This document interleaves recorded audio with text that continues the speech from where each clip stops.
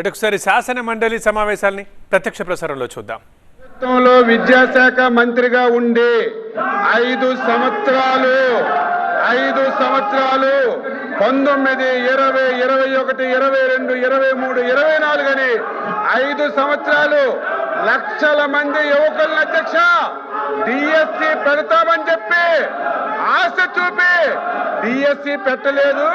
ఆ రోజు విద్యాశాఖ మంత్రిగా ఉండి మీ గొడ్డల పార్టీ అధ్యక్షుడిని కనీసం చెప్పలేని వ్యక్తిని ఏమనాలి మీరే చెప్పండి అధ్యక్ష. నేను కట్టుబడి మీరు ఎరువులు అంటున్నారు, వ్యవసాయం అంటారు, దేని మీదైనా ఈ 2 సంవత్సరాల్లో వ్యవసాయ అనుబంధ రంగాలు ఏ శాఖ అయినా మీ పాలన మా పాలన చర్చించడానికి ఎన్ని రోజులైనా సిద్ధంగా ఉన్నాం.